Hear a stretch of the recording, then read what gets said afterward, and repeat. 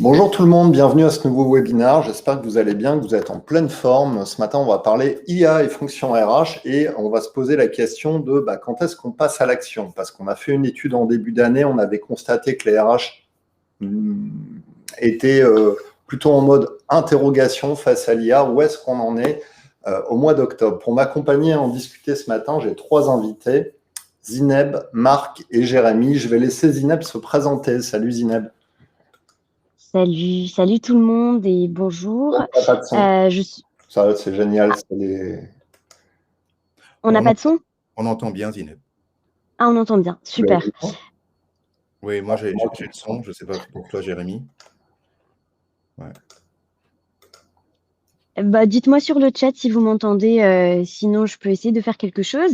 Moi je suis là parce que je suis la cofondatrice de Side School. Side School, c'est quoi? C'est une façon en fait d'intégrer l'IA dans les équipes, notamment via de la formation et via de la formation action. Donc, on s'intéresse beaucoup au cas d'usage de l'IA par métier et c'est comme ça qu'on accompagne des équipes. Merci pour l'accueil, merci pour l'invitation. Vous entendez bien? Marc, vas-y, à toi. Eh bien, bonjour à tous et à toutes. Je suis Marc Canisius-Coffy. Je suis en charge en fait de l'activité chez Smart Recruiters sur l'Europe du Sud. Smart Recruiters, pour ceux qui ne connaissent pas, nous sommes une plateforme de gestion du recrutement de bout en bout. Je viens aujourd'hui sur cet échange donner un éclairage technologique et aussi pratique et adoption de l'intelligence artificielle dans les métiers RH par le biais du recrutement, qui est probablement le processus le plus exposé à date sur cette problématique. Ravi d'être là et de partager ces points avec vous. Jérémy. Merci Christophe. Bonjour Marc, bonjour Zineb, bonjour Christophe. Alors moi je suis venu parce que Christophe me l'a demandé. C'est un influenceur que je suis depuis pas mal d'années maintenant et j'aime beaucoup ce que tu fais Christophe. Et après quand en plus tu m'as dit que c'était sur IARH, je me suis dit allez bingo, c'est un peu un sujet que je traite beaucoup en ce moment, donc ça va m'intéresser. Et quand on m'a dit en plus que Smart Recruiters était dans la boucle, je me suis dit re-bingo parce que j'ai rencontré Jérôme il y a maintenant une douzaine d'années et c'était une rencontre qui m'avait beaucoup marqué.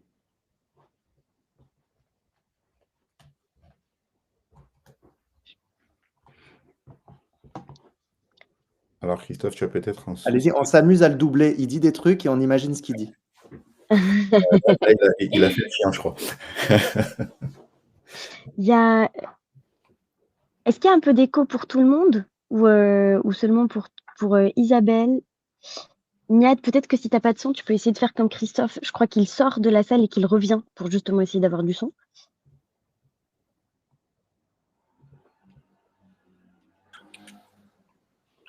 Vous m'entendez?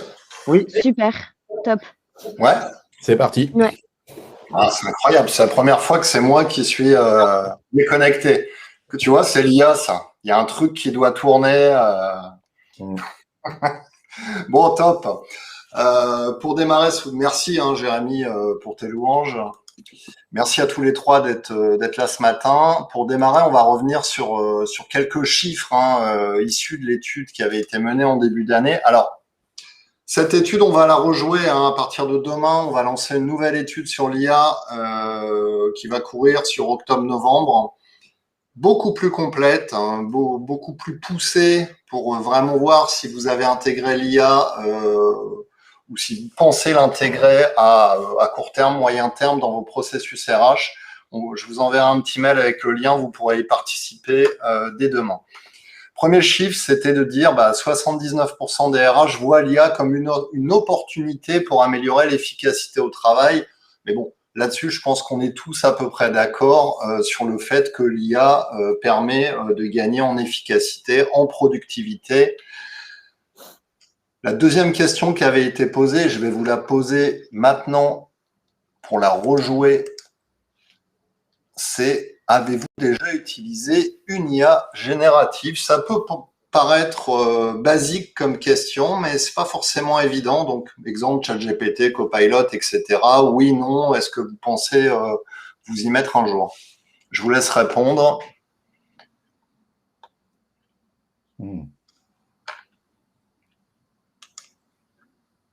Sophie nous dit très peu en commentaire.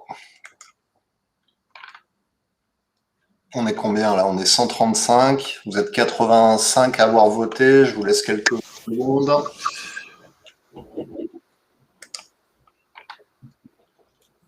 Ça, 68%. Super. Déjà pas mal, hein? On arrive dans la zone et en même temps, ça accélère moins. Ah, tiens. Allez, encore une petite seconde, qu'on dépasse les 100 quand même. 99, me laissez pas sur 99. Bon, vas-y, on va à 75, allez. Soyez sympa. Ah, il y a quelqu'un qui a enlevé son vote. Allez, 100. Fin du vote, partagez les résultats.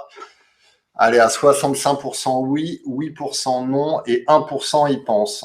Nous, le résultat qu'on avait eu à l'époque, c'était de dire 70% des RH ont déjà utilisé une IA générative. Donc là, on est légèrement en dessous et on en a un peu débattu en préparation avec Jérémy qui faisait un constat beaucoup plus nuancé. Tu peux nous éclairer, Jérémy, par rapport à ce que tu constates sur le terrain? Alors, ce que je disais, c'est que déjà dans ce type de statistiques qui touchent de l'usage de nouvelles technologies, il y a plein de personnes qui vont avoir tendance à ne pas répondre si elles ne se sentent pas concernées par le sujet. Ça, c'est une première chose. Et la deuxième chose, c'est que moi, ce que j'observe sur le terrain, mais je n'ai pas de statistiques précises, c'est que de manière générale, on est plutôt aux alentours d'une personne sur deux et qu'il y a un gros écart entre les personnes qui s'y sont intéressées et les personnes qui ne s'y sont pas intéressées. On voit vraiment un peu deux catégories de personnes. Et ça ne m'étonne pas que dans les sondages ou sur tes communautés, on soit plus proche des 70%. Parce que je pense que c'est des personnes qui sont déjà intéressées au sujet. Marc, tu avais un avis là-dessus? Oui, alors j'ai encore regardé moi aussi dans ma banque de statistiques typiquement, puisque j'avais un avis qui, en fait, j'étais le schizophrène du groupe en me disant ça peut être 90% ou moins, ça va dépendre vraiment de comment est-ce qu'on se positionne par rapport à l'intelligence artificielle. Écoute, il y a une étude intéressante, LinkedIn, qui dit que 62% des recruteurs sont optimistes quant à l'impact de l'intelligence artificielle. Donc on n'est pas très loin du taux de 60, entre 60 et 70%, mais c'est une projection cette fois-ci. C'est ça qui est intéressant, c'est qu'il y a on imagine que ça va avoir un impact. On ne sait pas forcément encore comment, dans quelle proportion, mais le buzz ou le potentiel qui est montré à travers les différents échanges et tout le bruit qu'il y a autour de l'intelligence artificielle, il est plutôt de l'ordre de 60 il est de 62% pour être précis là-dessus. Zineb, quand tu rencontres les gens, ils partent de zéro, ils ont déjà utilisé quelque chose? Pour répondre en fait à la question, moi je fais juste un petit pas de côté. Je vous partage peut-être une statistique qui a été faite par BPI France, donc la Banque publique d'investissement. Ils ont fait une grande étude en printemps 2024. Ils demandaient aux entreprises, donc notamment aux dirigeants d'entreprises, quel était l'usage de l'IA en fait dans les métiers. Réponse, et je précise, c'était surtout pour les PME françaises, c'est 72% d'entre eux avaient répondu qu'ils n'en avaient pas d'usage. Alors attention, ça ne veut pas dire que les gens n'ont jamais utilisé réellement ChatGPT, parce que nous tous, maintenant c'est un chatbot consumer. Moi aussi, je demande à ChatGPT mes recettes de cuisine. Est-ce que pour autant, en fait, il y a un usage réellement dans l'entreprise?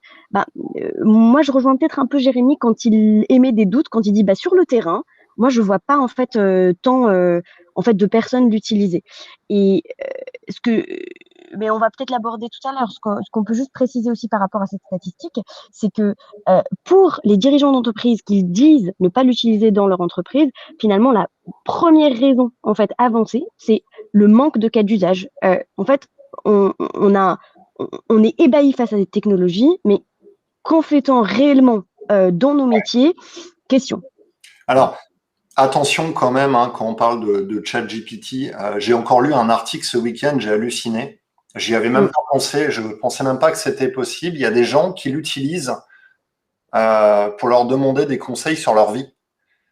C'est-à-dire que c'était un article un peu lifestyle où il y a des gens qui disaient moi, je lui demande comment va se passer ma journée, qu'est-ce que je devrais faire, comment je devrais m'habiller. J'ai trouvé ça hallucinant. Et ça,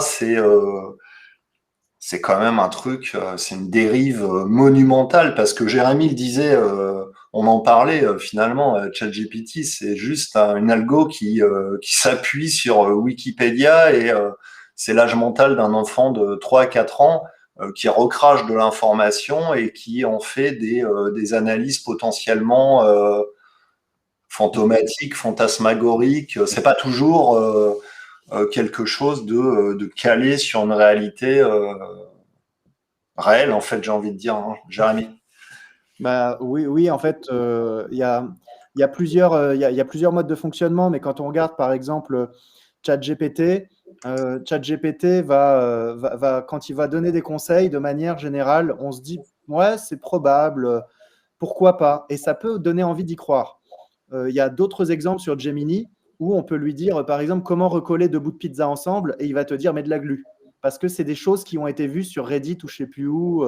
Enfin, il y a pas mal de cas comme ça qui tournent. Et donc, suivant les modèles, il y a des choses qui sont plus ou moins probables. Donc, Gemini, on aura moins tendance à l'écouter. Mais ChatGPT, qui donne des choses a priori cohérentes et probables, on peut avoir tendance à se dire, tiens, ça pourrait être mon coach de vie.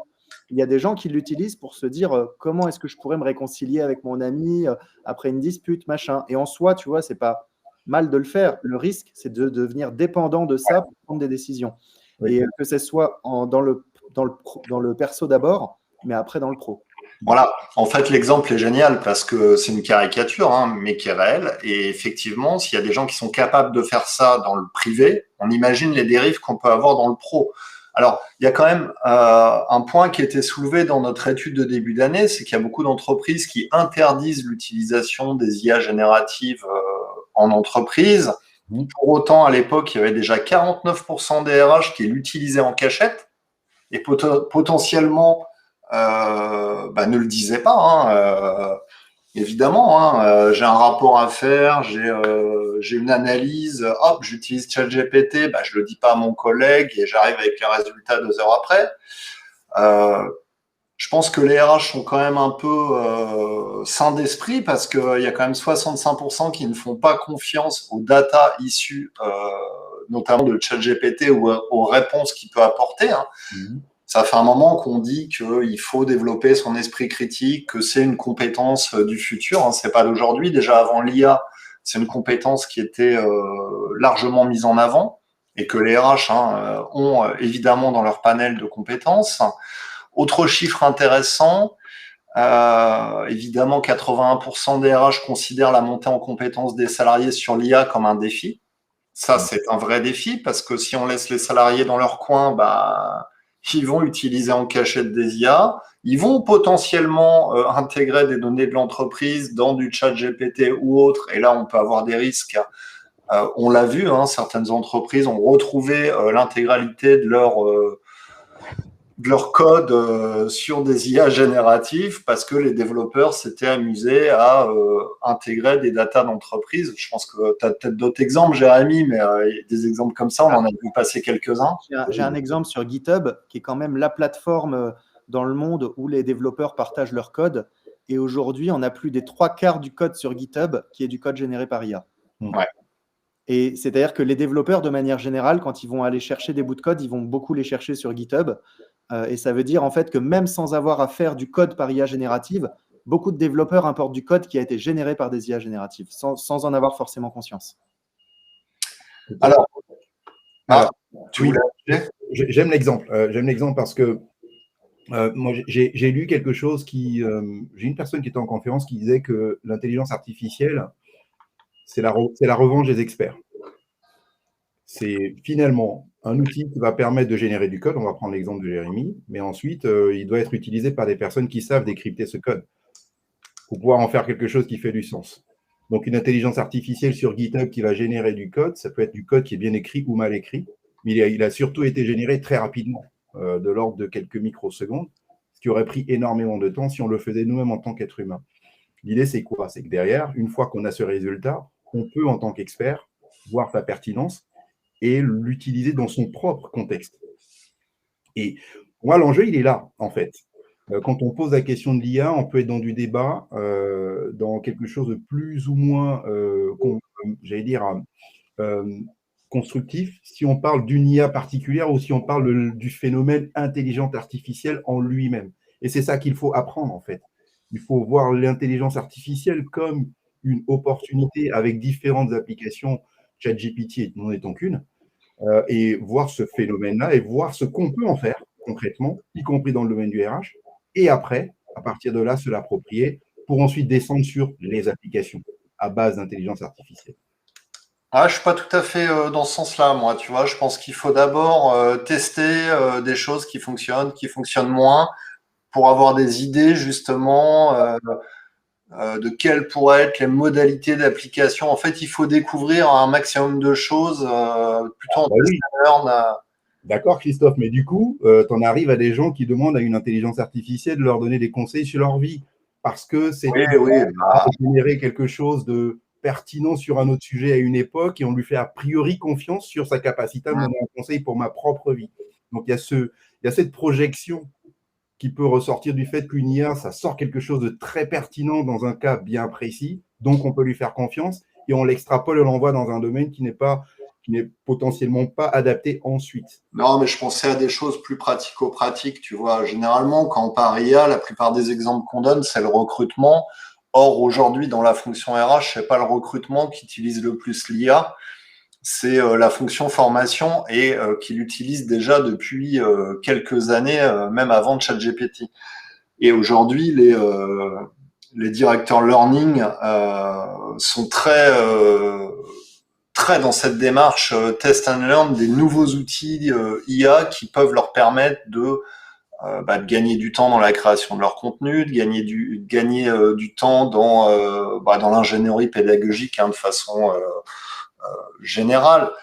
Et j'assistais à la soirée là de Netflix la semaine dernière et justement il y avait un de ces RH qui disait bah oui, nous on a testé beaucoup de choses et on teste, on s'est planté, il y a des choses qui ont fonctionné.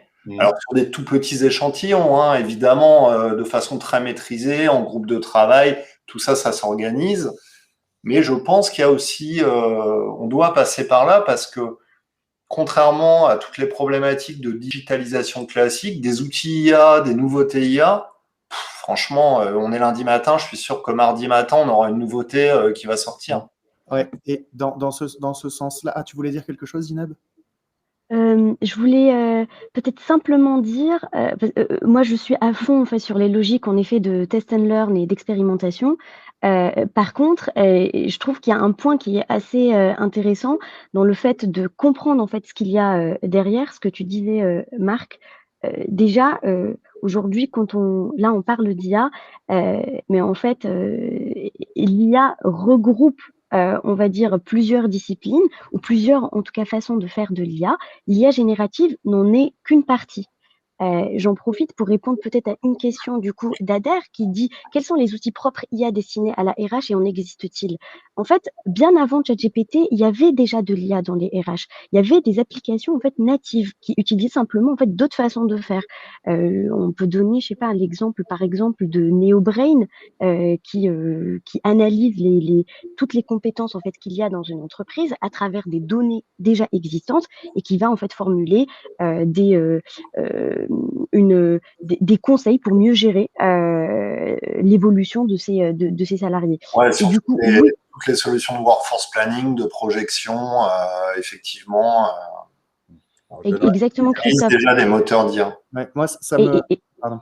Vas-y, Jérémy. J'allais dire justement, ça me donne encore plus de contexte pour ce que je voulais dire. Merci Zineb. Le sujet, en fait, pour moi, il est que les RH, parce qu'ils n'ont pas le temps, ils veulent des boîtes à outils. D'ailleurs, il y avait un commentaire plus haut, c'est quoi les outils propres IA? Qu'est-ce que je peux mettre en place, machin? C'est pas comme ça que ça marche. Le sujet de l'intelligence artificielle dans les RH, c'est le sujet des bonnes pratiques avant tout. Je donne un exemple. Aujourd'hui, en tant que recruteur, comment vous faites pour savoir parmi 10 CV lequel est le meilleur pour le poste? En fait, aujourd'hui, on ne sait pas. Vous pouvez mettre les mêmes 10 CV à 100 recruteurs, chacun aura sa manière de les traiter. Parce qu'il n'existe pas de bonnes pratiques formalisées pour le faire. À partir de ce moment-là, comment vous serez capable de dire qu'une IA a bien fait le boulot? Qui le dira? Et surtout, à quel moment on se rendra compte qu'elle ne l'a pas le fait? C'est tout le sujet des RH, c'est par manque de bonnes pratiques formalisées dans tous les métiers de la fonction RH, on risque de faire de la grosse bêtise avec les IA. Et c'est pour ça, en fait, que c'est soit sur de l'IA classique, comme ce que fait NeoBrain, ou des IA génératives, on ne pourra pas se passer de ce qu'on appelle des modèles experts. Autrement dit, l'IA va être un espèce de processeur, mais on lui explique quand même ce qu'elle est censée respecter comme règle. Et donc, par exemple, en recrutement, ce serait dire, vas-y, utilise toute ta puissance, mais pour nous, un bon recrutement, c'est ça. Une bonne formation, c'est ça. Et tout ça, c'est les modèles experts. Et c'est là que les éditeurs, comme Smart Recruiters, comme beaucoup d'autres, vont apporter de la valeur.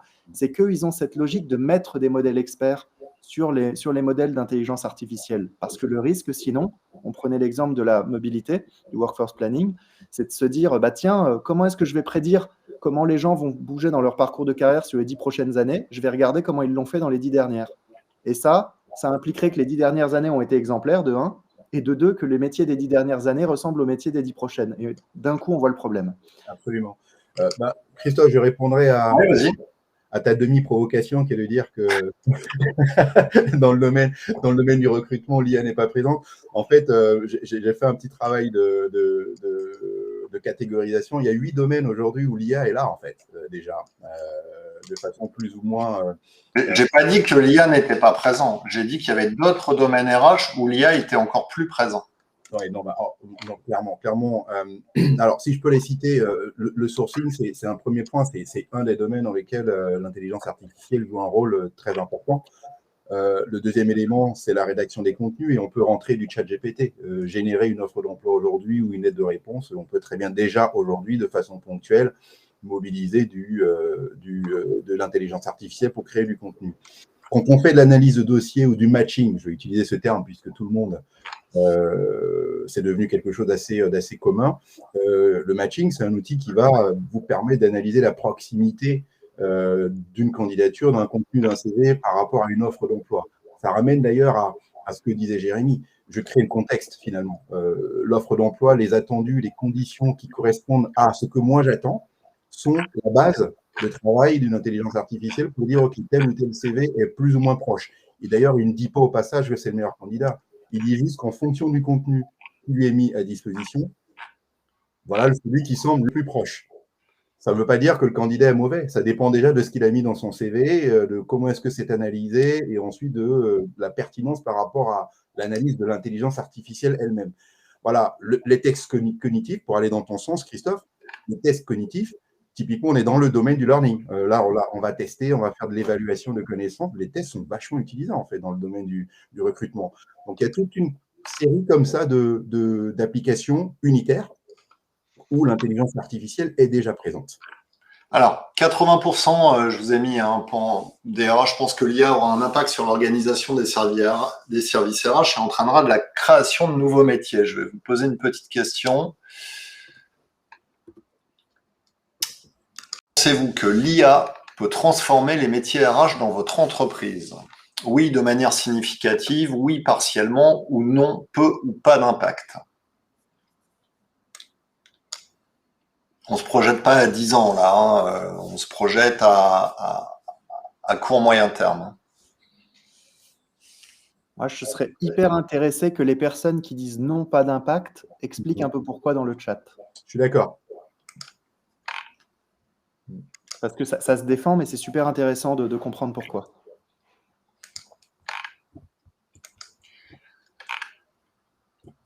Allez, on va au 100. Allez, on va au 100. Courage. Courage. Les 6 qui ont répondu non, alors pourquoi non? Allez. Ah, ça y est, on a 101. Allez. Et ça veut dire qu'on a plus de connectés de tout à l'heure, c'est bien. Ou alors on a réussi à intéresser les gens. Non, mais parce qu'on a tout à l'heure, on était à 100 et ça faisait 73. Là, on est à 104, ça fait 71. Et je te confirme, on a 147. C'est bien, hein? Ouais. Alors, qu'est-ce que ça donne? 22% de oui de manière significative. On va dire quasiment la moitié oui partiellement et finalement 5% non, peu ou pas d'impact. L'IA ne remplacera jamais le bon sens, nous dit Amélie dans les commentaires. Peu d'impact car on est encore à taille humaine, nous dit Rachel, moins de 50. Roger nous dit l'IA est trop peu connue à ce jour à mon avis. Vivien nous dit partiellement parce qu'on doit garder un œil critique sur le contenu. Moi, je prends le commentaire d'Amélie Brizard qui dit « L'IA ne remplacera jamais le bon sens ». Je suis complètement d'accord, mais il ne faut pas oublier que le bon sens n'est pas toujours le propre des humains. Et donc, l'IA ne remplacera peut-être pas les humains qui ont beaucoup de bon sens. Ça, c'est sûr. Tout dépend du taux de salariés qui sont appropriés l'IA, effectivement. Et ça, c'est... Moi, il y a une réponse qui m'intéresse aussi, c'est celle de Ludivine, car elle dit que le souci peut-être pour un vrai impact, c'est peut-être le déploiement en fait de l'IA en entreprise. Est-ce que tu peux peut-être nous en dire plus, Ludivine? Pourquoi il y a seulement une vingtaine de personnes et peut-être qui sont-elles? Qui a accès à Gemini chez vous?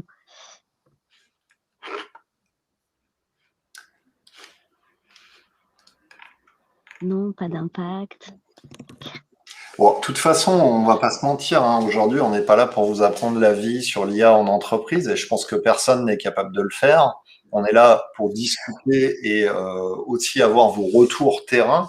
Nous, on vous donne des exemples de ce qu'on a vu en termes de pratique, en termes de clés ou ce qu'on pense être le bon chemin à suivre. Mais aujourd'hui, je dirais que personne n'a... Il n'y a pas de vérité vraie. C'est sûr. Alors, moi, je peux juste me permettre un commentaire, Christophe? La réponse de Philippe Vieira, non, pas d'impact en ce qui concerne le recrutement, car il n'a pas de bon sens, pas de différenciation. C'est très intéressant comme réaction. Si je peux me permettre une interprétation, Philippe, peut-être d'autres, ont un lien entre l'IA et la notion de bon sens, donc d'intelligence en fait. Et voit l'IA comme un moyen d'arriver à ça. L'impact, il est peut-être ailleurs, en fait, justement. En tout cas, l'opportunité à court terme, à aujourd'hui, est peut-être ailleurs. On ne parle pas de quelque chose qui va avoir plus de bon sens ou être plus intelligent. Il y a des choses beaucoup plus terre à terre qui sont la productivité, de l'efficacité, une capacité à prendre des décisions plus rapidement, traiter un volume d'informations qu'un être humain est beaucoup plus incapable de faire, en tout cas rapidement. Est-ce que Philippe voit cet aspect-là dans la question de l'impact de l'IA? Pour rebondir sur ce que dit Marc rapidement, il y a certaines entreprises qui reçoivent peu de CV, mais il y a des entreprises qui reçoivent des centaines de milliers de CV chaque année. Et en fait, à un moment donné, le sujet de l'échelle compte. Et l'intelligence artificielle doit être un appui pour ça. Bien sûr, il faut qu'elle le fasse bien, mais entre choisir de faire traiter ces CV par des stagiaires, parce que dans les grandes boîtes qui continuent à le traiter à la main, c'est ce qui se passe, ou alors le faire traiter par une intelligence artificielle à qui on aura donné des consignes claires pour le faire, je pense que moi, je choisirais vite mon sujet, je choisirais vite mon combat. Donc, il y a clairement où est-ce qu'on flèche en fait l'impact de l'IA derrière la question qu'on vient de poser, Christophe. Comment les gens perçoivent en fait l'impact de l'IA dans leur métier? Après, tout dépend de ce qu'on en fait, hein. On peut aussi donner des exemples de nous, ce qu'on fait avec l'IA au quotidien, hein. Moi, je vais vous dire ce que j'en fais au quotidien. Aujourd'hui, ChatGPT, il est allumé de 8h du matin à 22h. Hein. Je travaille avec en permanence. Mais pas pour lui demander comment je dois m'habiller. Pour éventuellement lui charger, je sais pas, le dernier épisode de podcast qu'on vient de faire, lui demander ce qu'il en pense, de m'en tirer les points forts, les points faibles, de m'aider à restructurer un questionnaire, d'analyser mes propres datas, de faire certains croisements. Des fois, par exemple, on fait des études et je dois dire que ChatGPT a beaucoup plus de capacité que moi à croiser les données. Je n'arriverai pas à croiser les données Il arrive des fois à mettre en évidence des choses que je n'avais pas vues dans mes propres études. Donc, c'est un assistant qui permet quand même de gagner un temps assez phénoménal et parfois, surtout de gagner du temps et parfois d'augmenter la qualité des rapports que je peux produire. Mais en priorité, aujourd'hui, c'est un super assistant. C'est le Carl Lewis des assistants, quoi. Enfin, pour ceux qui connaissent, Carl Lewis, il faut déjà avoir une quarantaine d'années pour connaître. Vous chercherez dans le ChatGPT, qui sait. Comment tu l'utilises, toi, Jérémy, dans ton boulot? Attends, hop, je finis de répondre à Amina. J'en profitais parce qu'elle a posté quelque chose de très intéressant sur comment les métiers se transforment et tout ça. Et donc, en gros, je disais que... Putain, mais j'arrive pas à poster le commentaire. Lis-le nous, si tu n'arrives pas à le poster, Jérémy. Bon, donc je vais hop. Non, en gros, ce que je disais à Amina, j'essaierai de le publier après, mais c'est que en fait, il ne faut pas regarder les métiers, les compétences, il faut regarder les activités. Ce qui compte, c'est quelles activités vont être partiellement, totalement automatisées, et ensuite quelles nouvelles activités cela ouvre. Après, à partir de là, du coup, on regarde les compétences qui sont associées à ces activités. Ça nous donne un peu l'ampleur de la transformation du métier. Et là, c'est que le début du travail, parce qu'après, on doit regarder quels sont les métiers qui travaillent avec ce métier, que ce soit dans une équipe ou en transversal. Et là, avec tous ces allers-retours, on commence à faire une vraie étude de transformation des métiers. C'est un très gros travail, probablement l'un des plus gros boulots de la fonction RH sur les 2-3 prochaines années, qui va être indispensable, parce que ce que je disais la semaine dernière, c'est que pour l'instant, le temps gagné avec l'IA n'est pas gagné par l'entreprise, il est gagné par les collaborateurs. Et tant que la fonction RH n'aura pas structuré ce temps, il ne profitera pas à l'organisation, pas forcément beaucoup. Et de deux, ça créera de plus en plus de difficultés pour les managers à manager, parce qu'ils vont devoir combler des vides sans que ce soit organisé. Et Christophe, ta question, c'était comment je l'utilise. Moi, j'utilise, je pense, 4 à 5 heures par jour. Je l'utilise pour à peu près tout, mais dans 80% des cas, je l'utilise de manière réflexive ou apprenante. Ça, pour moi, c'est un truc hyper important. C'est l'IA, on peut l'utiliser de manière productive. Tiens, j'ai tel sujet, trouve-moi une solution. Donc, on demande à l'IA de réfléchir à notre place. Moi, je m'en sers plutôt pour essayer de devenir moins bête, dans le sens, j'ai un sujet, je l'écris, je le structure, et je dis à l'IA, par exemple, quand j'écris un article pour la Harvard Business Review, je fais mon plan et je lui dis, tu es le rédacteur en chef de la Harvard Business Review, critique mon article autant que tu le peux. Trouve-moi toutes les faiblesses de l'article. Et là, il va me proposer des choses. Et avec ça, j'améliore. Et à chaque fois, je lui demande des feedbacks. Donc, je me sers énormément de l'IA pour me donner des feedbacks. Et ça me permet de faire des boucles d'apprentissage qui sont hyper puissantes en termes de méthodos. Je développe des meilleures méthodos au fur et à mesure.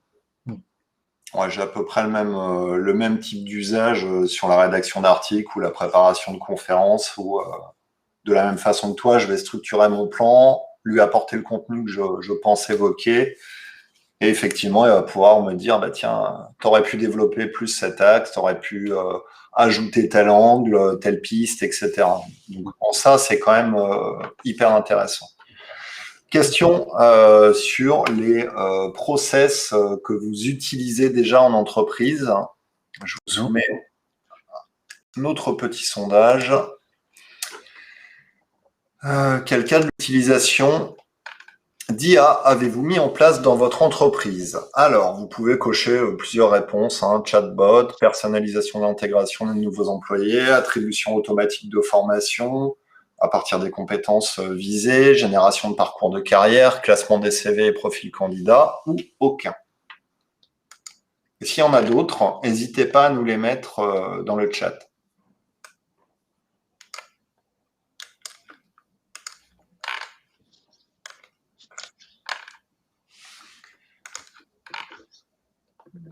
Marc nous dit recrutement en commentaire.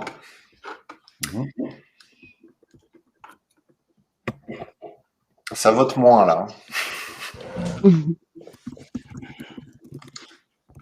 Création de référentiel de compétences, nous dit Edouard. People Review. People Review, c'est-à-dire création d'un modèle de People Review. Recrutement via des tests. Génération de post LinkedIn. Alors, onboarding et offboarding, ça veut dire quoi? C'est vous aider à préparer vos process. Dans l'ATS, l'IA est déjà installée.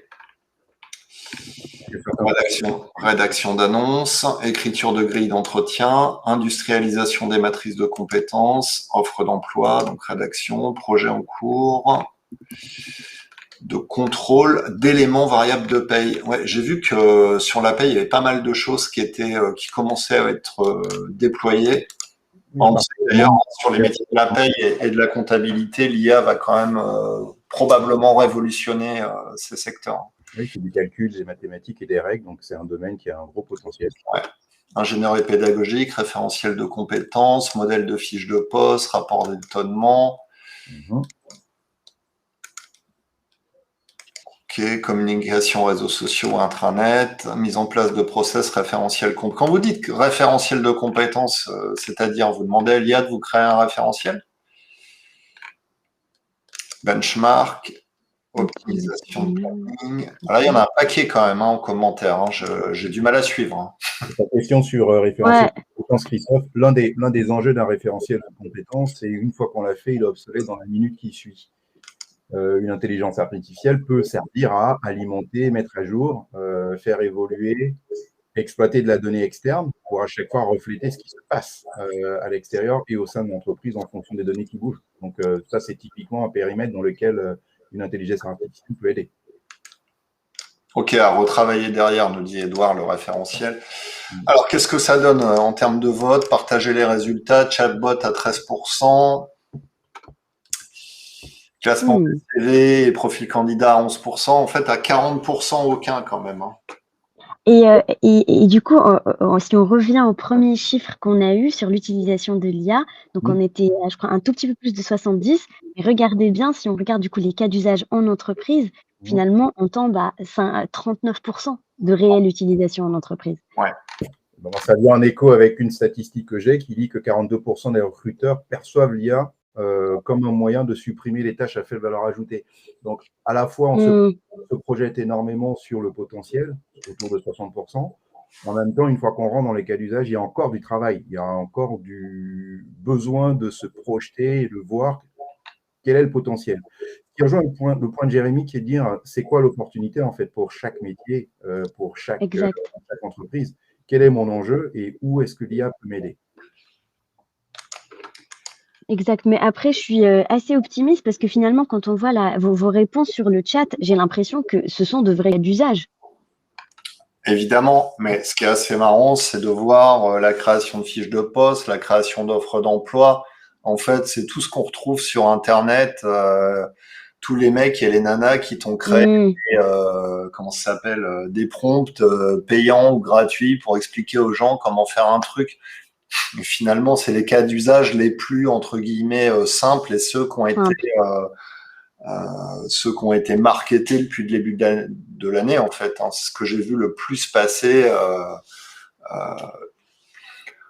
Bon, après, acheter des prompts sur Internet, je suis pas fan parce que le prompt de janvier ne présume pas du prompt du mois d'octobre, c'est plus du tout le même. Et encore une fois, en plus, c'est un raisonnement de « j'ai pas le temps de réfléchir ». Donc, je sous-traite la réflexion. Exact, ouais.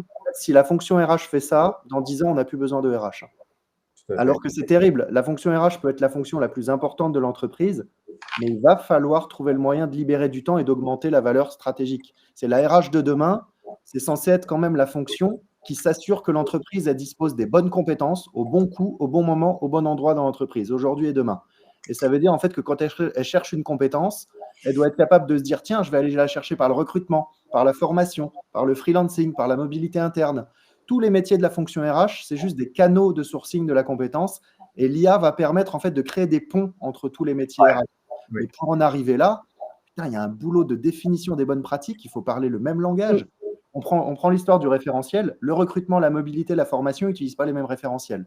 Donc, à partir de là, déjà, il y a un énorme boulot. Donc, avant de mettre de l'IA, aujourd'hui, je pense que les RH ne voient pas, beaucoup de RH ne voient pas les cas d'usage IA, parce qu'en fait, il y a aussi tout ce travail à faire en amont de poser les fondations pour que l'IA soit créée de la valeur. Alors oui, il y a ce gros problème de data, en fait. Hein, et la data, c'est un sujet récurrent.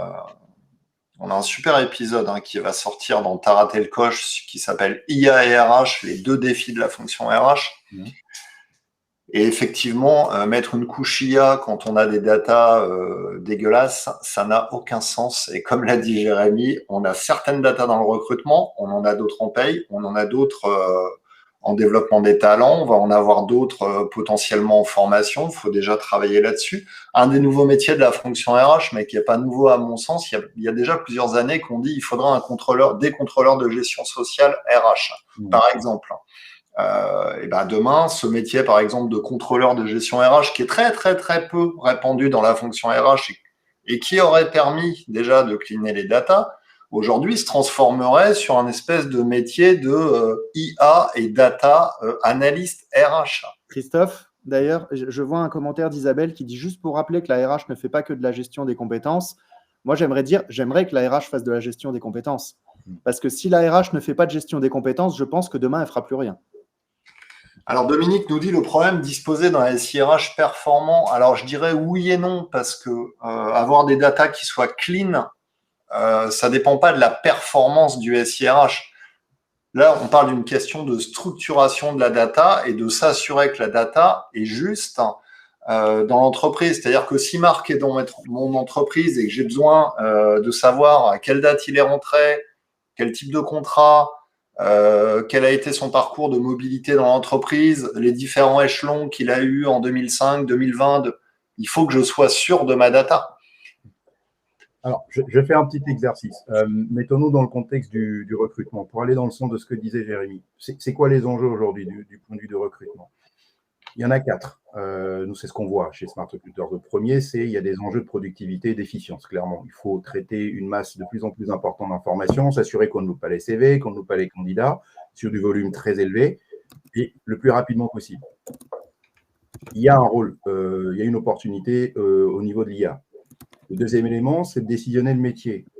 Lorsque je vais faire du recrutement, j'ai une variété en fait de leviers que je peux activer pour recruter dans les délais. Si je n'ai pas assez de temps, ce n'est pas la peine de me lancer dans un process qui est par essence long. Si j'ai des profils qui sont pénuriques et que j'ai des collaborateurs qui ont leur propre réseau et qui connaissent bien leur corporation, ça peut valoir le coup, par exemple, de solliciter des process plutôt liés à la cooptation, par exemple. Aujourd'hui, un recruteur, c'est quelqu'un qui sait identifier le bon levier, en fait, pour recruter dans les bons délais. Ça demande de la data. Ça demande de la data et une capacité même à se projeter. Au moment où j'écris une offre d'emploi, je peux avoir un acolyte ou un assistant qui me dit, vu les enjeux de recrutement, par rapport à la façon dont tu rédiges ton offre d'emploi aujourd'hui et tes enjeux business, il vaut mieux éviter tel ou tel canal. Ça, c'est de la data, c'est de la capacité à analyser de la donnée dans le contexte de l'entreprise, plus dans le contexte du process, qui était plus ou moins long, sur un long historique, pour pouvoir prendre cette décision-là. Personnaliser l'expérience, aujourd'hui, un candidat, ça a des attentes, ça a des besoins, ça a une vision, ça a une attente, ça a une lecture, par exemple, de vos enjeux de marque employeur qui font qu'il faut pouvoir adapter en fonction quasiment de chaque personne ce qui fait sens. Encore une fois, il y a encore un sujet de gestion de la data, mise dans le contexte de la navigation du candidat pour lui donner les bons éléments. Dernier point, humaniser les processus. Dans le top 10 aujourd'hui des candidats dans le domaine du recrutement, une des principales attentes, c'est de parler avec des êtres humains. C'est un enjeu qui est énorme pour les recruteurs. Il y a en fait aujourd'hui un enjeu de recréer la connexion humaine et ça passe par justement déléguer une partie de tout ce qui est chronophage lié à l'analyse de la data à une solution à base d'IA pour permettre de le faire. Donc, les potentiels sont assez importants, en fait, et ça se voit de bout en bout sur la totalité du processus de recrutement. Ouais, alors après, aujourd'hui, de toute façon, dans l'utilisation de l'IA, chacun va l'utiliser un petit peu à sa sauce dans des bouts de process. Un recruteur, si je reprends ce que tu dis aujourd'hui, on parle beaucoup du recrutement, mais nous, par exemple, dans le marketing, on l'utilise beaucoup parce que c'est un accélérateur, tu vois, d'utiliser un ChatGPT, un Copilot ou autre. Ça permet d'accélérer plein de choses. Et par exemple, ce webinar, à la fin, on va l'extraire.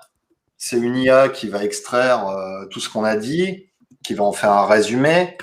ChatGPT va en structurer un article. En gros, en 4 minutes, on aura un article qui présente ce qui a été dit dans ce webinaire versus avant, on mettait une demi-journée parce qu'il fallait revoir l'heure entière, etc. Et évidemment, on a quand même derrière un humain qui connaît le sujet, qui a quand même suivi le webinaire, qui va s'assurer que tout est dit correctement. Je pense qu'aujourd'hui, dans le job quotidien des RH, il y a aussi plein de petits cas d'usage comme ça. Un recruteur qui a un entretien en visio, il va pouvoir l'extraire, en faire un résumé, le classer. Il y a quand même un gain phénoménal de temps, mais ce qu'on dit depuis tout à l'heure, c'est qu'effectivement, il faut que ce soit fait par des experts et des gens qui maîtrisent parfaitement leur sujet, sinon ça n'a pas de sens. Et c'est là qu'on aura un certain nombre de biais. Et c'est ça qu'il faut contrer aujourd'hui dans les IA. Alors, il est déjà 45, les amis. J'avais quand même envie de poser une question à nos amis RH. La dernière. qui était... Alors, attends, où est-ce que je l'ai mise? Les formations IA. Voilà. Un truc que je constate depuis le début de l'année, il y a beaucoup de RH qui me disent « Ah là là, on a fait une conférence, ah, on a acheté une formation, on a fait ci, on a fait ça. » C'est vrai qu'aujourd'hui, des consultants, des formateurs, des experts IA, on en voit apparaître dans tous les sens. C'est séduisant, hein, vu que c'est un sujet qui est quand même... c'est un peu le buzzword RH cette année, hein, parmi d'autres, l'IA. Donc on a envie, on s'y intéresse. Mais pour autant, est-ce que tout ça permet un passage à l'action ensuite dans l'entreprise, un passage à l'action concret au niveau des équipes RH? Donc les formations à l'IA dans votre entreprise ont-elles conduit à un passage à l'action concret? Oui, très concrètement, oui, mais avec impact limité ou non. Vous êtes une cinquantaine à avoir voté. Il y en a qui me disent pas de formation, dans le chat. Ah oui, il y en a beaucoup qui n'ont pas eu de formation. Pas de formation. Non, pas encore. Les formations ont eu lieu le mois dernier chez nous. Pas de formation pour le moment. Eh ben ça, c'est un très bon point. Ça donne quoi? Ça donne un petit peu ce qu'on présumait. Oui. Fin du vote. Partager les résultats, oui, très concrètement à 7%. Impact limité à 14% et on va dire à 26% non. Et une grosse majorité quand même des gens ce matin qui nous disent « Bah non, nous, on n'a pas eu de formation. C'est à nous de nous former. » Pas de formation car pas d'outils pour le moment au niveau de l'entreprise. Peut-être on va conclure sur un point qu'on avait évoqué pendant la préparation. Moi, j'avais un avis sur l'utilisation de l'IA côté RH et c'était de dire, plutôt que de partir dans tous les sens, de pas savoir comment opérer, appuyez-vous sur vos éditeurs de solutions SIRH qui, eux, de toute façon, intègrent déjà ou vont le faire des moteurs d'IA dans leurs solutions pour vous permettre de gagner en productivité. Et l'avantage, en fait, de le laisser porter ces projets en partie par vos éditeurs actuels, c'est que vous allez vous exonérer des contraintes. C'est pas vous qui allez tester, qui allez essuyer les plâtres.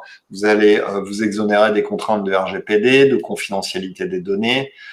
Voilà, c'est un peu ma position actuelle de dire appuyez-vous, si vous êtes chez Smart, sur Smart Recruiters, chez un autre, appuyez-vous. Enfin, voilà, appuyez-vous sur des gens qui sont déjà dont le métier est la technologie. Je ne dirais pas le contraire, Christophe.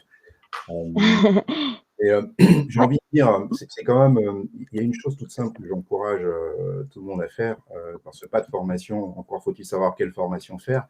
Mais aujourd'hui, il y a l'IA Act qui vient d'être, qui a été validé l'année dernière et qui est en train d'être mise en œuvre de façon assez concrète et claire.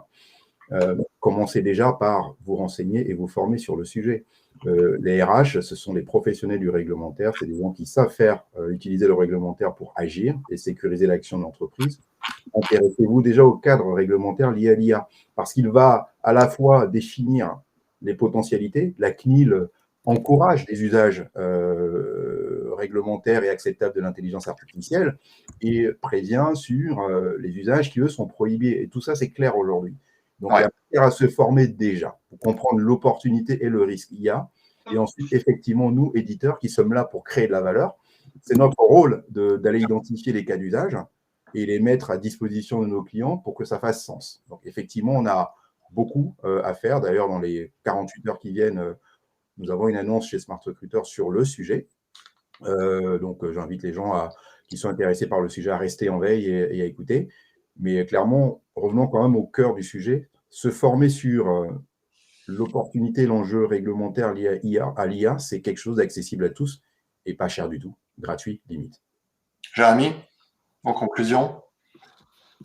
En conclusion, moi, je vais revenir sur le sujet des bonnes pratiques. Le besoin des RH d'avoir des outils prêts tout de suite, juste un plug and play, c'est pour moi un vrai danger. D'une part, le marché n'en est pas là. On a des acteurs qui sont pourtant plutôt en avance de phase comme Smart Recruiters qui sont en train de développer des choses. Donc, clairement, pour penser à tous les cas d'usage complexes, il y a encore du chemin. Et ça, de toute façon, n'empêchera pas la fonction RH d'avoir à faire son propre boulot, parce que quand on met de l'IA dans un processus, il ne s'agit pas juste de venir et remplacer ce processus, ça change ce qu'on pouvait faire avant et c'est ça qu'il faut repenser. Il faut repenser quelles valeurs nouvelles on peut créer demain. Si dans un process de recrutement, on met de l'IA et qu'on gagne du temps grâce à ça, peut-être qu'on peut réfléchir à comment on peut aller recontacter les candidats qu'on n'a pas sélectionnés parce que peut-être qu'on en a laissé passer dans le lot. Et là, on repense le recrutement. Donc, il y a tout ce boulot à faire et les RH qui veulent des outils plug and play et des solutions toutes faites sont aussi les RH qui seront le plus en difficulté demain. Ok, top. Merci Jérémy, merci Marc. Zineb va vous présenter maintenant un petit exemple. Elle va vous faire travailler pendant une demi-heure. Et je remercie Jérémy et Marc d'avoir été là ce matin, d'avoir participé à ce webinaire. Et pour celles et ceux que ça intéresse, on va laisser la main maintenant à Zineb. Merci Christophe, merci Christophe, merci Jérémy, merci Marc. N'éteignez pas le webinaire en partant, je vous déconnecte. D'accord. Et j'invite tout le monde à rester. On va rester ensemble pendant une petite demi-heure. Promis, l'objectif là, c'est pas tant de discuter de théorie. J'aimerais en fait vous faire tester certaines choses, un cas d'usage en tout cas, et vous faire voir ce qu'on peut aujourd'hui faire avec certains outils IA. L'objectif pour moi, pourquoi est-ce qu'on fait ça? Je repars sur ta dernière question, Christophe. Pour moi, aujourd'hui, si en tant que RH, vous ne vous intéressez pas à ce qu'il y a même derrière l'IA, si vous ne comprenez pas en fait les opportunités derrière, en fait, vous allez perdre votre place à la table ronde où d'autres métiers vont en fait se former, savoir en fait l'impact qu'ils auront en fait sur leur métier, et du coup, se former eux-mêmes, choisir leur propre formation, commencer à réfléchir en fait à comment en fait ils vont monter en compétences. Et l'objectif en fait, c'est que vous soyez encore là. Et donc, moi, ce que je vous propose durant cette petite demi-heure, c'est de faire des petits cas pratiques ensemble. Je vais juste aller peut-être changer de salle pour que ce soit mieux pour tout le monde. Je vais la demander, j'arrive. C'est l'IA qui promène Zineb dans les couloirs.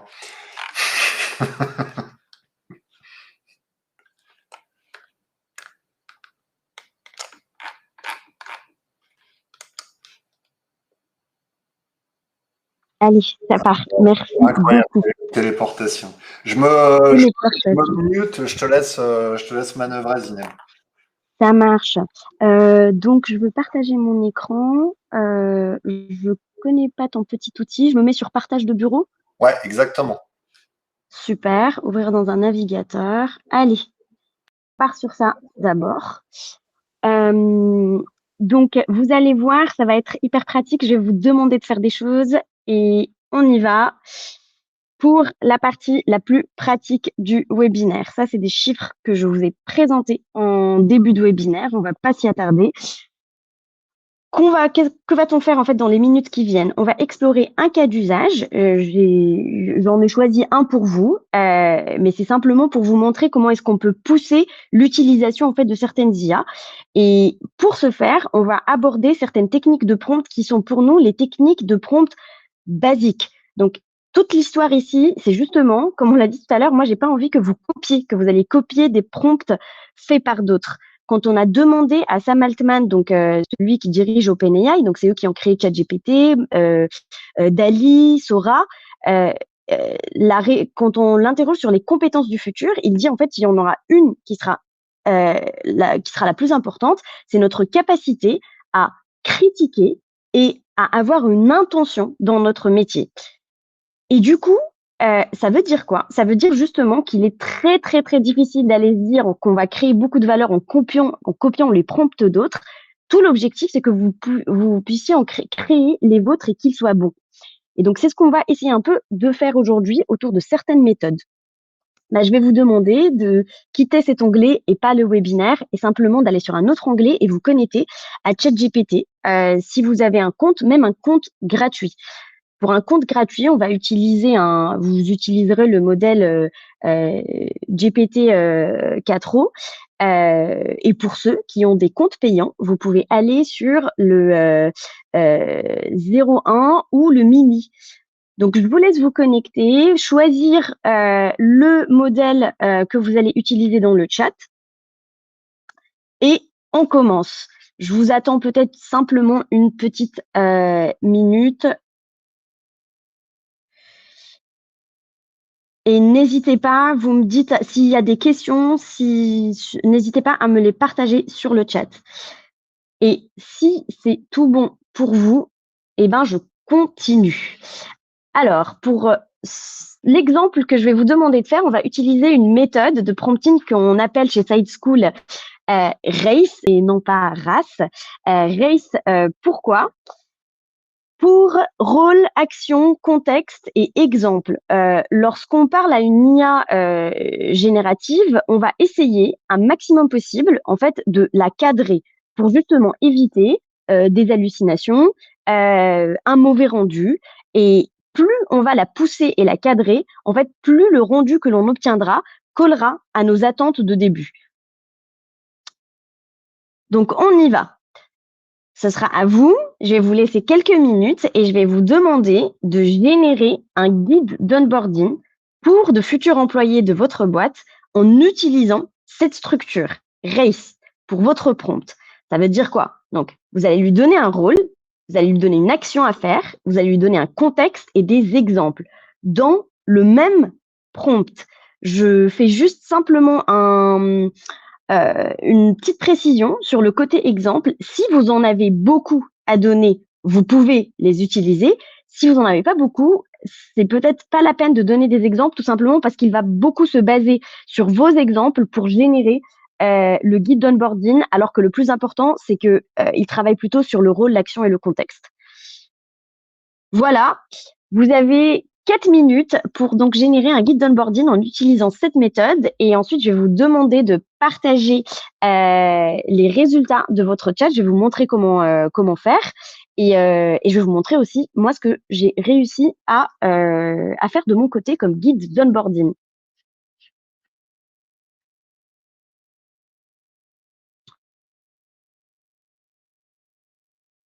Je réponds à…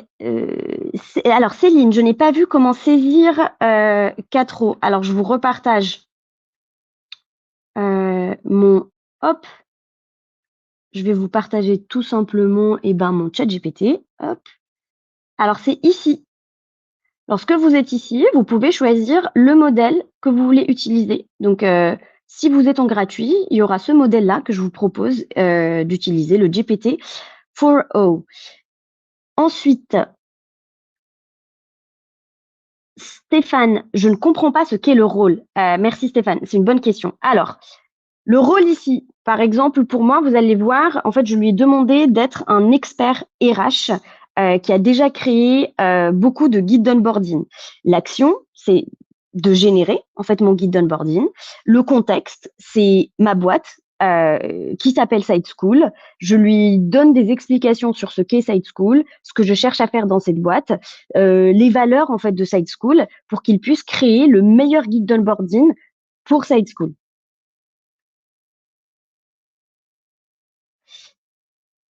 J'espère que j'ai répondu à ta question, Stéphanie. Nicoletta, est-ce que le prompting doit être saisi en une seule fois ou en plusieurs fois? Alors, vous allez écrire un seul prompt. Simplement, dans ce même prompt, vous allez écrire rôle, son rôle. Vous revenez à la ligne, son action. Vous revenez à la ligne, son contexte, ainsi de suite.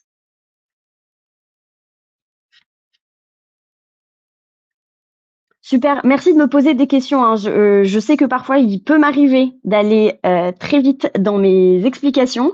Donc, n'hésitez pas à me poser des questions et à me demander d'aller moins vite.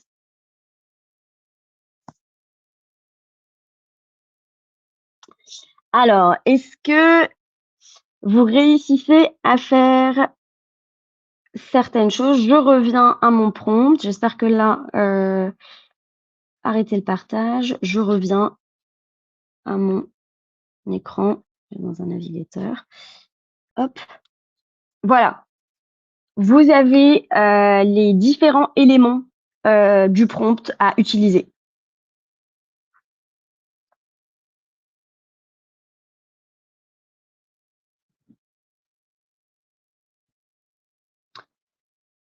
Rachel, je clique sur modèle, mais il détaille les caractéristiques sans entrer dans le logiciel.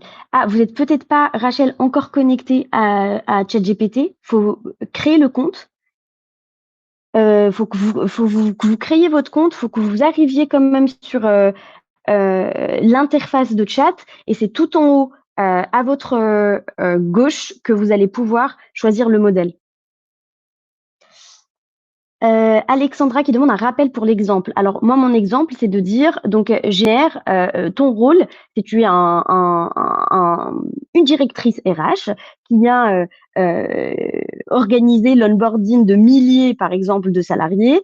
L'action, c'est qu'aujourd'hui, tu dois générer un guide d'onboarding des prochains salariés de mon entreprise. Le contexte, je dois raconter mon contexte à moi, en fait, mon entreprise.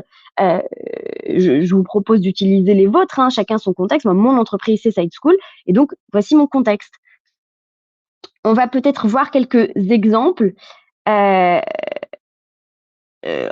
vais vous demander peut-être que certains d'entre vous ont déjà réussi à faire certaines choses. Je vais vous demander, s'il vous plaît, de partager et de jouer le jeu. Votre chat GPT, il y a plein de bienveillance ici. C'est vraiment l'occasion d'apprendre ensemble, de voir par l'exemple. Donc, si vous pouvez aller en haut de l'interface, donc sur le petit bouton que je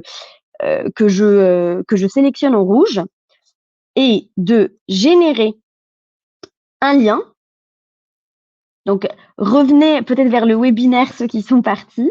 Je montre simplement comment partager des chats sur ChatGPT. Donc, vous cliquez sur le petit bouton en haut à droite, vous créez un lien, et c'est ce lien que j'aimerais que vous partagiez sur le chat. Super. J'ai Aurélie, Edouard, Stéphane. Allez, très hâte, on va regarder. Je commence par Aurélie. Hop, hop, hop là.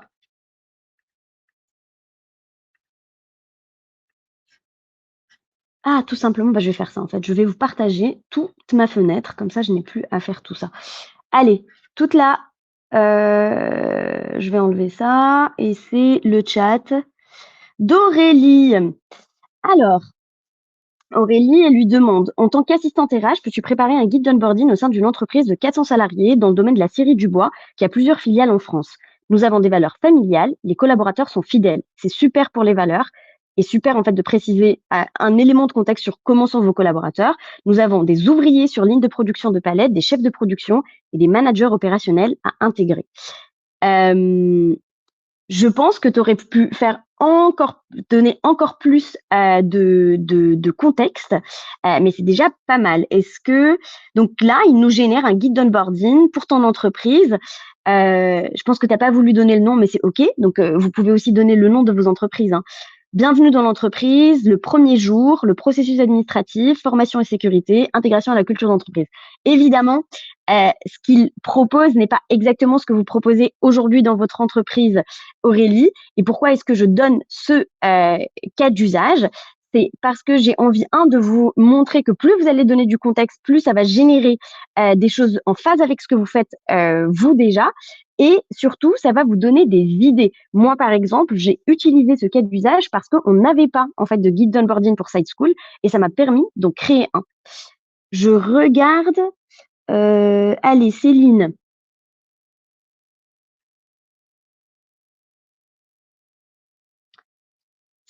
Céline, donne-moi un guide d'onboarding pour mon entreprise Side School avec le rôle.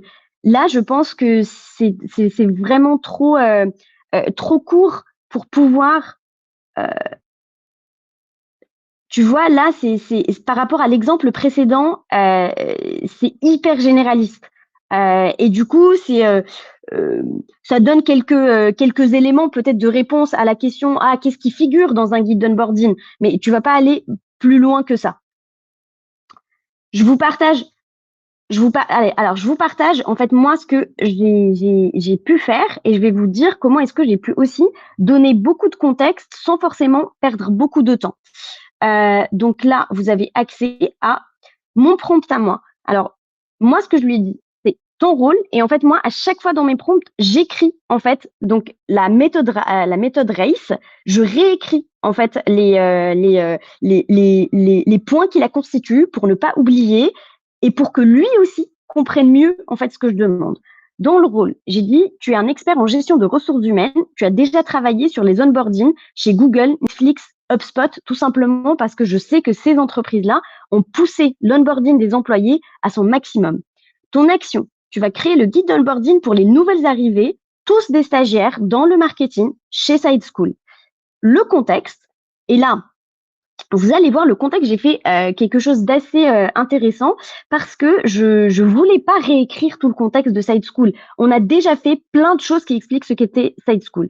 Et du coup, ce que j'ai fait, c'est que je suis allée sur YouTube. On a une vidéo où on explique Side School en 100 secondes. J'ai un petit outil qui est intégré à YouTube et qui me permet, regardez, d'envoyer un résumé, le transcript de la vidéo sur ChatGPT et de le résumer. Et donc, c'est comme ça que j'ai obtenu une description, en tout cas un contexte pour Side School directement. Alors là, ça n'a pas marché. On va réessayer.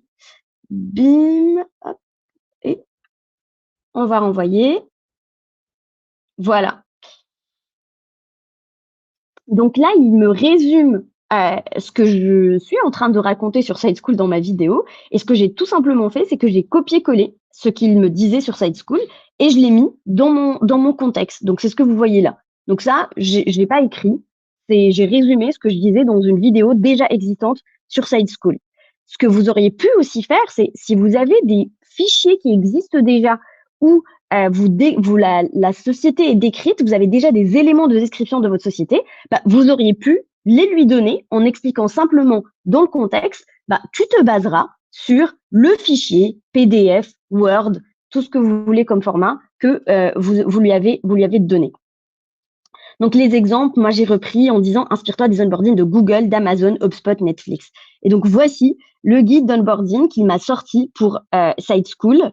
En fait, qui moi en tout cas m'a donné des idées sur comment je vais structurer mon vrai guide. Alors une fois qu'on a fait ça, en fait, on peut aller plus loin. Comment? Je reviens sur ma petite présentation. En le poussant encore plus. Donc, je vais vous proposer de repartir sur le même chat que vous avez créé, donc la même discussion que vous aviez sur ChatGPT, et vous allez utiliser une nouvelle technique. C'est la technique qu'on appelle chez Side School divergence-convergence. On va lui demander à ChatGPT de générer non pas une version, mais plusieurs versions de ce guide d'onboarding. Donc, on va lui demander génère 4, 5, 6, ça c'est, je vous laisse le choix, 6 versions du guide d'onboarding que tu m'as proposé. Une fois qu'il a généré ces 6 versions, donc voilà, de générer plusieurs options pour le guide, vous allez lui demander de sélectionner la meilleure d'entre eux ou d'entre elles, d'entre les versions, selon lui. Je vous laisse peut-être travailler et à la fin, vous allez lui demander pourquoi est-ce que c'était la meilleure version, toujours selon lui. Donc, je répète, vous revenez sur votre chat GPT et vous lui demandez de générer plusieurs options. Vous faites comme vous voulez, 3, 4, 5, 10. Ensuite, vous lui demandez de sélectionner la meilleure d'entre elles. Et ensuite, vous lui demandez d'expliquer pourquoi c'est la meilleure version. Je vous laisse travailler. Allez, 5 minutes, vous avez pour ce petit exercice.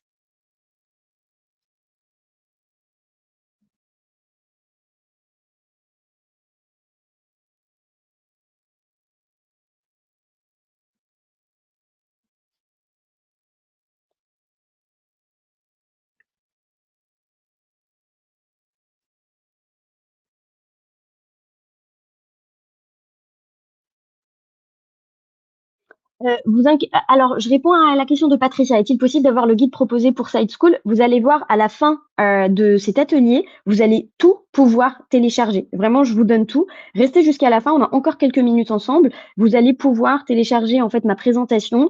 Et évidemment, si vous le souhaitez, je peux vous envoyer le guide final proposé par Side School parce que vous allez voir, on va encore faire pas mal de choses. Et le guide final, je pense que vous attendez pas en fait à son format final. Annabelle qui nous dit, de toute façon, lorsqu'on note le nom de l'entreprise, il ira directement chercher des infos sur le site de l'entreprise. Alors, ça va dépendre de l'entreprise, Annabelle. On va dire que aujourd'hui, les sites internet, comment l'expliquer très simplement. Par exemple, moi, quand je lui dis Side School, il ne va pas pouvoir aller sur le site de mon entreprise parce qu'on a en fait mis un code qui bloque les robots ou qui veulent lire en fait le site d'entreprise. Par contre, en fait, en effet, il aura accès à d'autres informations sur d'autres sites si Side School y est cité. Donc, ça dépend et parfois, en fait, on va même pouvoir lui donner un lien d'un site d'entreprise et il vous le dira en fait, enfin en tout cas vous allez le voir, il sera incapable de le scraper, incapable de voir ce qu'il y a dedans. Karim, y aura-t-il un replay disponible? Je laisse Christophe s'il est là te répondre. Je ne sais pas, mais par contre, vraiment à la fin, c'est ce que je vous disais, vous allez pouvoir tout télécharger. Yes, il y aura un replay dès demain. Tu m'entends? Super, merci Christophe. Top. Super, Sylvie qui nous dit, quand je lui demande de sélectionner la meilleure version, il me dit d'emblée pour quelle raison il a choisi la version 2. Bah, super, à la bonne heure, il s'améliore. Et à nouveau, je vais vous demander de partager vos liens ChatGPT pour qu'on puisse voir vos créations. Donc, refaites, s'il vous plaît, la manip que je vous ai montrée. Donc, partagez, créez le lien pour que je puisse voir en fait vos nouvelles générations.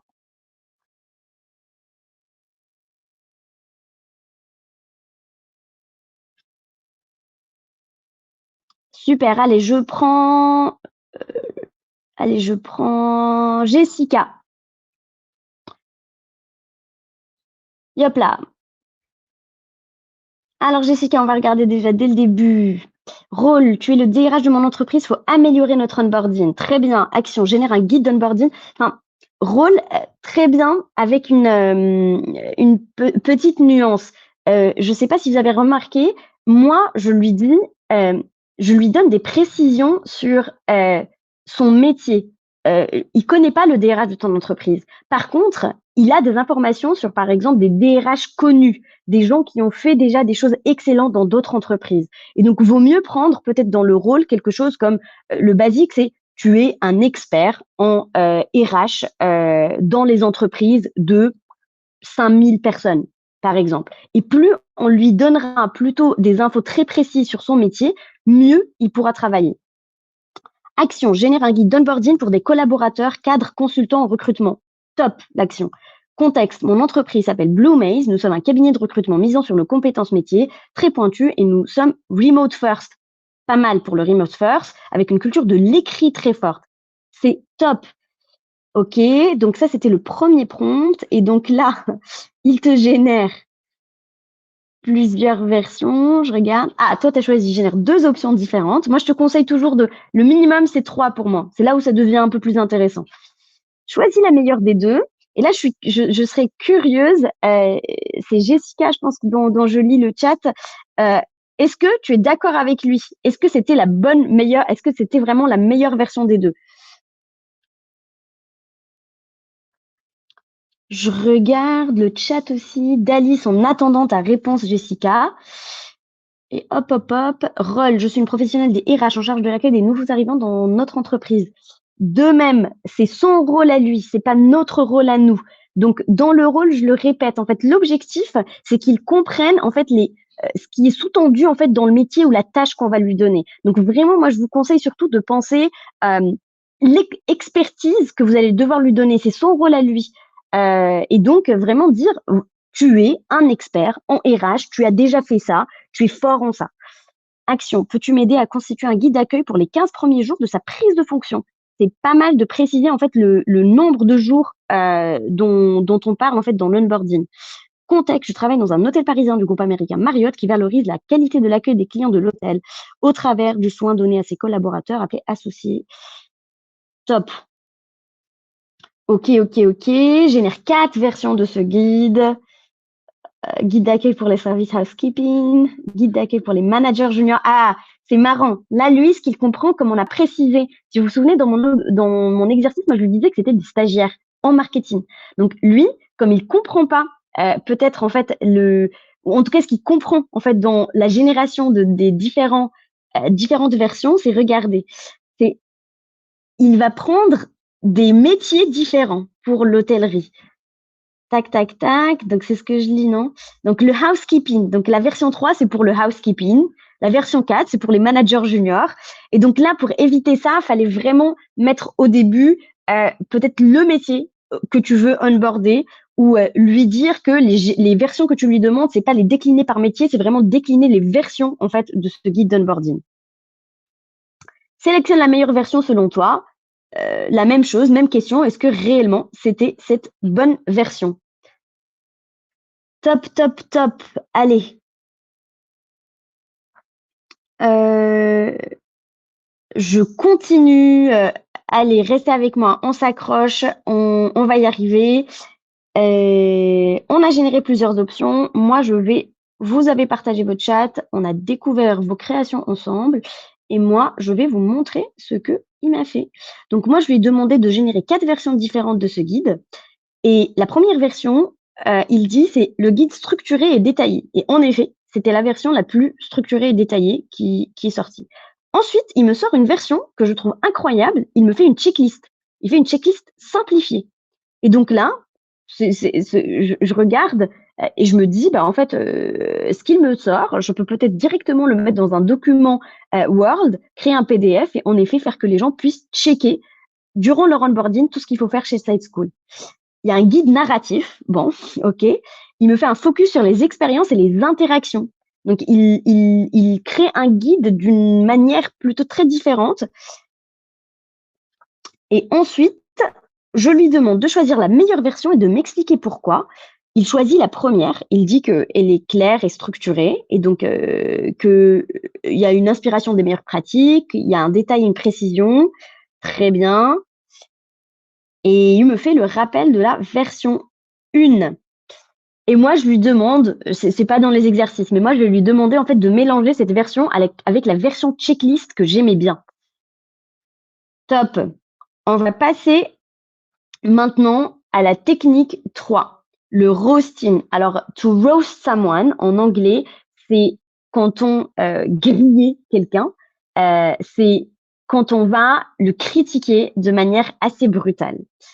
Et cette technique de prompt, vous allez voir, en fait, elle va nous permettre de réellement faire sortir des IA génératives, des critiques véridiques et qui vont nous aider à générer de meilleures versions.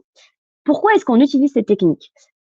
Pour à peu près tous les modèles de langage, ils sont, on va dire, entraînés pour quand même rester bienveillants, plutôt gentils. C'est pour ça que généralement, quand on demande de générer du texte, on a l'impression d'avoir des textes parfois un peu niais, peut-être pas assez sharp, peut-être pas assez qui sont pas assez précis. Et donc, avec la technique du roasting, on va essayer de, entre guillemets, débrider le modèle de langage derrière ChatGPT. Donc, je vais vous demander, s'il vous plaît, de demander à ChatGPT sur le même chat où vous êtes. Donc, vous allez lui demander d'améliorer le rendu en demandant une critique de ce qu'il a fait lui-même, donc de la dernière version qu'il a choisie. Simplement, vous allez ajouter certaines choses. Vous allez lui demander de le faire sans filtre, sans retenue et de manière brutale. Donc vraiment, vous allez utiliser ces trois expressions. Donc critique, la dernière version du guide d'onboarding que tu as généré, sans filtre, sans retenue, de manière brutale. Je vous laisse le faire et on en a pour 3 minutes. Je vous laisse faire ça.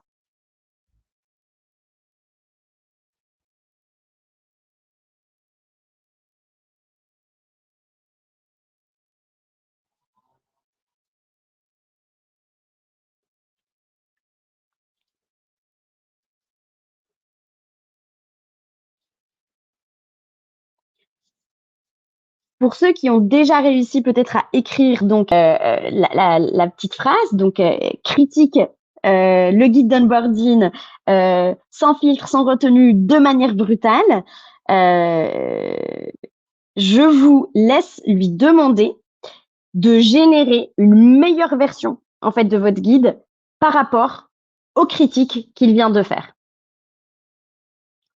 Donc on lui demande de critiquer et ensuite on lui demande de générer une meilleure version du guide en respectant les critiques qu'il vient de faire.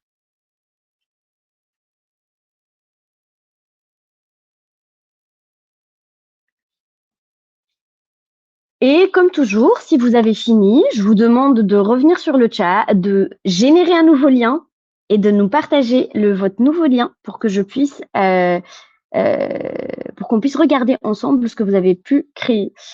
De même, si vous avez des questions, n'hésitez pas à les poser sur le chat. Je regarde et je me fais un plaisir de les lire et d'essayer d'y répondre.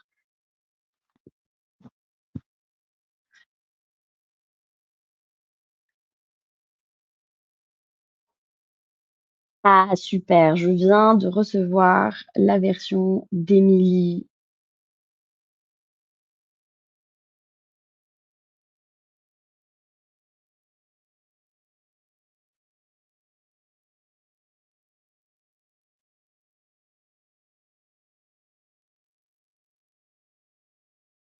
Super. Est-ce que on reçoit? Super, je vais prendre Edouard aussi. Allez, est-ce que tout le monde est prêt? Revenez peut-être me voir sur le webinaire si vous avez fini. Partagez vos liens. Et comme je vous le disais, je vous rassure, à la toute fin, avec Christophe, on va vous permettre en fait de télécharger la présentation. Super, allez, je vais voir la version d'Émilie. Je remonte toujours un peu en haut juste pour comprendre en fait ce qui va se passer ensuite. Donc Émilie lui a demandé d'avoir comme rôle un chargé de recrutement. Ça m'intéresse de savoir pourquoi tu lui demandes d'être un chargé de recrutement. Je ne suis pas des métiers des RH, mais est-ce que c'est ces équipes-là qui sont réellement en charge de faire des guides d'onboarding? C'est pas exactement ce que j'avais en tête. Donc ici encore vraiment son rôle va être déterminant. En fait, on a un doute sur qui est en charge de cette tâche dans l'entreprise, moi ce que je fais, c'est simplement je lui demande d'être un expert de cette tâche. Voilà. L'action, générer le guide d'onboarding pour les futurs collaborateurs et le contexte, société Asie, RSE et société à mission. D'accord. Je pense que tu aurais pu mettre un peu plus en fait de contexte et comme je vous le disais, n'essayez peut-être pas de réécrire votre contexte. Allez sur votre site internet, peut-être même un copier-coller ou réutiliser des documents que vous avez déjà. Ok, et là, merci de me donner 3 versions d'un guide collaborateur. Donc, tu génères les 3 versions. Je vais un peu vite. Quelle version est la meilleure? Top. Ah, alors, et quel est... Il y a un truc que tu devrais peut-être faire, c'est quelle version est la meilleure? Et ensuite, il faut lui demander pourquoi il a choisi cette version. Parce que selon son pourquoi aussi, on va pouvoir lui redemander de respecter en fait le pourquoi et du coup d'en générer d'autres. Merci d'améliorer le dernier rendu proposé sans filtre, sans retenue et de manière brutale. Ici encore, on décompose les étapes. D'abord, il en fait une critique sans filtre, sans retenue et de manière brutale. Et ensuite, il améliore le rendu en prenant en compte sa critique. En fait, ça peut paraître négligeable, mais ça ne l'est pas. En fait, plus on détaillera et on cassera en fait nos prompts, en tout cas ce qu'on lui demande de faire, plus il pourra mieux travailler et générer de meilleures versions. Donc réellement, c'est d'abord lui demander de faire la critique et ensuite lui demander de générer un meilleur contenu par rapport à la critique qu'il vient de faire. Je précise simplement quelque chose, parce que là, on est sur ChatGPT. Ça ne marche pas que pour ChatGPT. En fait, ça marche pour tous les chatbots issus en fait de l'IA générative. Je vous ai partagé un lien tout à l'heure sur le chat. Je vais pouvoir peut-être vous le remontrer très rapidement. Donc là, on a tous les modèles, le classement en fait des modèles de langage qui existent aujourd'hui. Et regardez, en fait, on va retrouver du Copilot, on va retrouver, il est où le petit le Gemini. Donc, en fait, on retrouve, qu'importe l'outil sur lequel vous n'êtes pas obligé de faire que du ChatGPT. Ce que je vous partage reste la même chose. C'est du prompt engineering. C'est comment est-ce que on peut faire plus avec un modèle de langage. Donc, première chose, c'est comme je le dis du coup par rapport au chat de Jessica, c'est détailler et casser en fait nos instructions et ne pas faire juste une grosse instruction dès le début pour lui demander de tout faire. Je regarde maintenant le lien. Alors, c'était le lien de qui? Je crois que j'ai ouvert le lien d'Edouard. Très bien. En effet, Edouard, mais tu l'as dit sur le chat, très léger contexte action. Merci, de générer 4 versions différentes. Super. Quelle est la meilleure? Top. Merci d'améliorer le rendu et de me faire. De même ici, on casse en deux. On améliore d'abord le rendu et ensuite on en fait une critique. Et du coup, il restait après la critique de lui demander d'améliorer en fait ton guide. Je vous partage moi ce que j'ai fait. Donc, je reviens moi sur mon chat. Donc, moi, c'est ce que j'ai réussi à générer. Je lui demande d'en faire une critique sans filtre, brutale, sans retenue, ce qu'il fait. Voilà, il me descend. Donc, absence de mesure de succès clair, manque de focus sur la culture d'entreprise, langage trop formatif, manque de dynamisme. Recommandations pour améliorer le guide. OK. Et du coup, je lui demande, en prenant en compte tes critiques, génère une meilleure version de ce guide. Voilà ce qu'il me génère.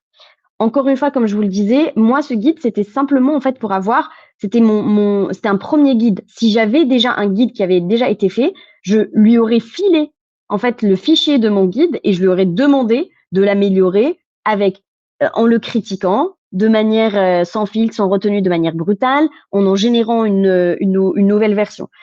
Simplement, moi, ce premier guide, ça m'a permis en fait d'avoir toute l'inspiration nécessaire pour créer mon premier guide d'onboarding pour mon entreprise. Voilà.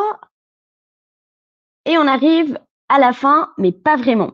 Une fois que j'ai une dernière version de ce guide, moi, ce que j'en fais, c'est que je la copie-colle dans un fichier. Donc, je copie-colle mon guide d'onboarding. Je me dis que c'est sympa. Je fais quelques modifications pour que ça colle bien en fait avec mon entreprise.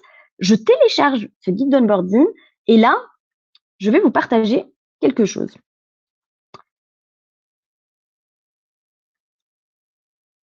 C'est que, en fait, j'avais aussi envie d'avoir de l'inspiration de l'IA générative pour la mise en forme de ce guide. Et pour ce faire, j'ai utilisé un autre chatbot qui s'appelle Claude, parce que je le trouve meilleur pour faire ça, notamment parce qu'il y a une fonctionnalité qui s'appelle Artefact, qui me permet de voir en temps réel les générations de mise en page qu'il fait. Je vais vous partager du coup ce que j'ai pu faire sur Claude. Ça ressemble à du chat GPT dans le sens où il y a un chat. Hop, je vais aller tout en haut. Et regardez, ici, j'ai un peu changé ce que je lui demande de faire. Donc moi, je veux la mise en page de mon guide d'onboarding. Et du coup, ce que je lui demande, c'est, tu es un excellent UX UI designer, donc User Experience, User Interface Designer. Donc le design, c'est ton métier. J'aimerais que tu génères un guide d'onboarding pour la société Side School. Il doit être très visuel et très interactif. Le contexte, il doit se baser sur le fichier en pièces jointes. Le fichier en pièces jointes, ce n'est autre que le guide d'onboarding généré par ChatGPT que du coup, j'ai transformé. Toutes les informations du fichier doivent se retrouver sur les écrans interactifs que tu vas générer. Et donc là, il travaille. une première fois et il me crée ça. Donc là, c'est je n'ai rien codé, je n'ai rien fait, j'ai réellement écrit un prompt, j'ai écrit ça. Et donc, il me génère une façon de présenter mon guide qui est plutôt pas mal, donc avec un accueil, ce qu'on fait dans la pré-arrivée, ce qui se passe le premier jour, ce qu'il y a dans la première semaine, le premier mois, les ressources à disposition en fait des nouvelles arrivées, et peut-être il m'ajoute un truc qui s'appelle évaluation. Et là, ce que je lui demande, c'est avec du français parlé, très bien. En fait, mais maintenant, il s'agit quand même de mettre le contenu du PDF que je t'ai donné, parce que le PDF, il reprend tout ce que ChatGPT avait fait dans les bonnes sections. Donc, tu mets le contenu dans les bonnes sections, car je veux partager directement le lien de ce que tu crées avec mes stagiaires. Et aussi, peux-tu partir de la charte graphique de Side School en utilisant ces couleurs? Bon, vous allez voir, il y a certaines choses qui marchent, certaines choses qui ne marchent pas. Et ben, regardez ce qu'il a essayé de faire. Bon, le design change un peu.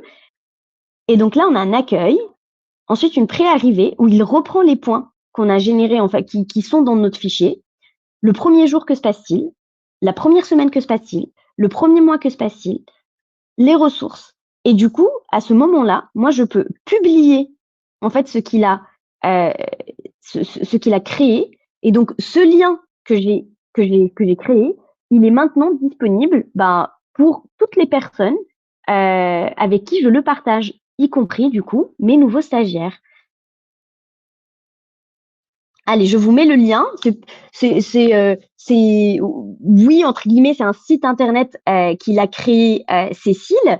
Mais le plus important pour moi, c'est surtout en fait qu'il m'a créé réellement un lien vers lequel je peux diriger toutes les personnes qui veulent avoir accès à mon guide. Et Cécile, pour aussi peut-être te dire quelque chose, Claude. Alors ChatGPT, c'est je paye la version payante pour ChatGPT. Claude, j'utilise souvent une version non payante et en fait, on a droit à pas mal de générations et il fait ça de manière gratuite. Donc, je vous encourage à l'utiliser. Il est réellement meilleur que ChatGPT en fait pour générer en fait ce type de contenu. Oula, il est 12h32. Vous allez devoir quand même un peu aller manger. Je vous propose de squeezer pour aujourd'hui. Je reviens peut-être vous en parler une autre fois. Gamma, qui permet plutôt de convertir en un clin d'œil des documents en présentation. C'est un truc assez intéressant aussi à voir. Ce que je vous propose, c'est pour ceux qui veulent télécharger la présentation, de scanner ce QR code ou je peux vous partager le lien aussi si vous voulez. Pour pouvoir retrouver toute la présentation, on va vous demander de nous donner un petit feedback sur l'atelier, si vous avez apprécié, si vous avez appris des choses, et voilà. Et on se retrouve bientôt. Je laisse Christophe prendre la parole. Merci Zineb. Tu aurais peut-être pu montrer rapidement quand même le rendu mis en forme, tu sais.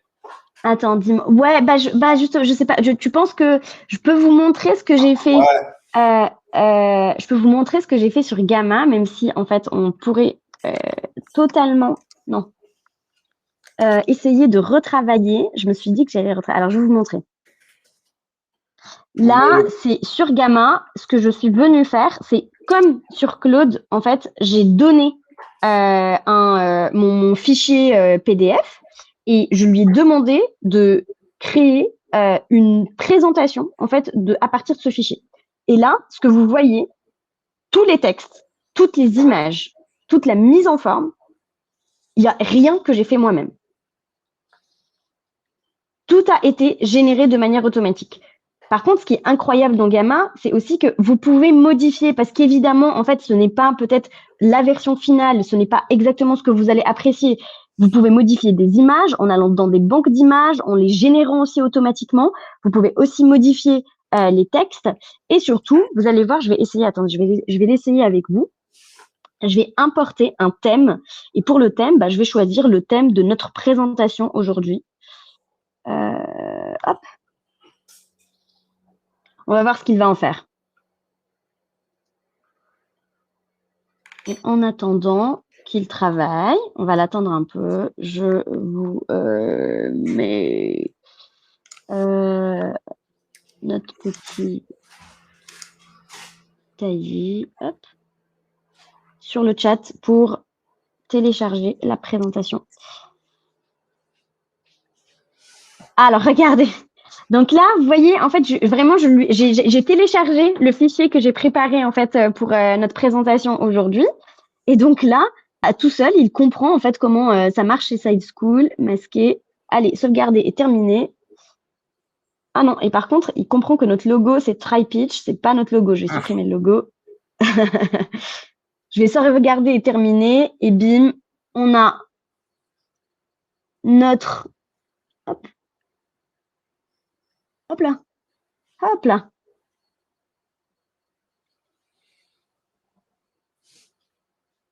Voilà. Donc, mon guide, aujourd'hui, il a été généré automatiquement.